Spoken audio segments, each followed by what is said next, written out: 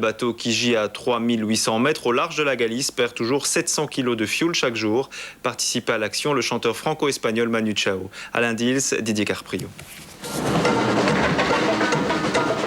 Une manifestation colorée. De nombreux participants ont fait le déplacement depuis la Galice, toujours confrontés au naufrage du Prestige. Ils étaient là pour dire « Nunca mais, plus jamais ça ». Dans les côtes galiciennes, il vient toujours beaucoup de feu, on reçoit toujours. Et dans les dernières 30 années, on a eu 7 marées noires. C'est pas normal. Que c'est pas un problème vraiment galicien, sinon que c'est un problème européen et international. Qu'est-ce que vous voudriez voir changer? Et que soit réalisée et promue une législation européenne en matière de sécurité maritime.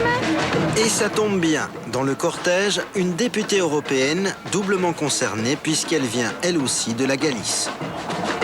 À ce moment, nous, au Parlement européen, on discute une législation pour le transport maritime d'hydrocarbures très importante et qui peut aider beaucoup à arranger les choses. Donc vous comprenez plus que tout autre les manifestants? Oui, moi je les comprends parce que moi aussi je suis ici en tant que Galicienne, en tant que manifestante, mais je ne peux pas non plus oublier que je suis une députée européenne. Les manifestants réclament également une commission d'enquête parlementaire européenne pour déterminer les responsabilités dans le naufrage du pétrolier au large de l'Espagne. Parmi eux, une star, le chanteur Manu Chao. Qu'ils arrêtent de polluer nos plages, qu'ils arrêtent de polluer le futur de nos enfants, c'est tout.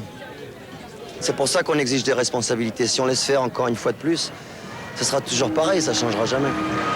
Une manifestation qui a fait des vagues, cette fois sans pétrole, pour souiller les côtes. Oui, une initiative pour lutter contre l'Europe, Gérald Vandenberg. Ce coup de corne lançait la manifestation destinée à rappeler que la Galice souffre toujours du naufrage du Prestige. Toutes les traces de pollution sont loin d'être effacées, l'épave fouille toujours. Le gouvernement dit que la plage est nettoyée, mais ce n'est pas vrai. Près de chez moi, il a des îles, non? Qu'il arrive des petits morceaux de pétrole tous les jours. Mais... Nous croyons que les responsables de l'accident n'ont pas encore payé. Et nous ne voulons pas de justice à double vitesse, là où les petits criminels payent et les grands criminels ne payent pas. Les cornemuses et les tambours de Galice remplaçaient souvent les slogans. L'enjeu était sérieux, mais le cortège ressemblait plus à une fête qu'une manifestation. Il n'y a pas eu vraiment un plan sérieux de récupération du littoral galicien et même pour les autres mers. Donc on espère se faire entendre aujourd'hui, c'est tout. Donc on demande par exemple à la communauté européenne qu'on installe un service de garde-côte vraiment européen qui puisse faire des contrôles sur ces bateaux. On demande un plan d'urgence européen en cas de catastrophe. Et on demande, pourquoi pas, comme aux États-Unis, une assurance sur ces bateaux qui soit illimitée. Donc tous les dégâts soient couverts par ces assurances. Parmi la foule venue des 4 coins de l'Europe, le chanteur Manu Chao. La Galicie le connaît, son père est né là-bas. La côte de Galice, c'est quelque chose qui était très important dans ma vie. Il y a peut-être beaucoup de disques à moi qui ne seraient pas sortis s'il n'y avait pas cette côte aussi. Je dois beaucoup à cette côte. Il y a des endroits de cette côte, je ne veux même pas aller voir tellement que c'est moche, quoi. C'est insupportable. C'est insupportable ce qui s'est passé là-bas.